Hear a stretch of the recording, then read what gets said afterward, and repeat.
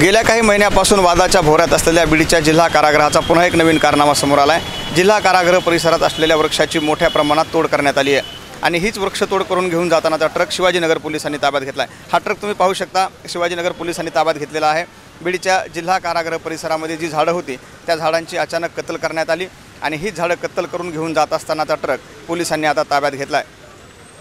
या सगळ्या वृक्षतोडीनंतर आता प्रश्न उपस्थित झाले आहेत की नेमकी या वृक्षतोडीला परवानगी कुणी दिली आणि शासकीय जागेत असलेल्या या वृक्षाची तोड नेमकी कुणाच्या परवानगीने झाली हे देखील आता पोलिसांना तपासावं लागणार आहे।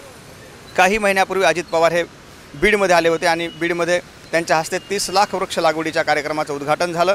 बीडमध्ये वृक्ष संवर्धनाच्या चळवळीला बळकटी द्यावी लागेल असं अजित पवारांनी सांगितलं होतं। मात्र याच बीडमधील शासकीय कार्यालय असतील किंवा बीडच्या कारागृह परिसरातली ही सगळी वृक्ष आहेत ती आता तोडण्यात आली आहेत। मोठ्या प्रमाणात त्या वृक्षांची कत्तल करण्यात आलेली आहे आणि आता याच वृक्षाची कत्तल करून घेऊन जाणारा ट्रक शिवाजीनगर पोलिसांनी ताब्यात घेतला आहे। आता शेवटी ही वृक्षतोड करायला नेमकी परवानगी कुणी दिली याचा तपास पोलीस करून नेमकी काय कारवाई करणार हे पाहणं महत्त्वाचं ठरणार आहे।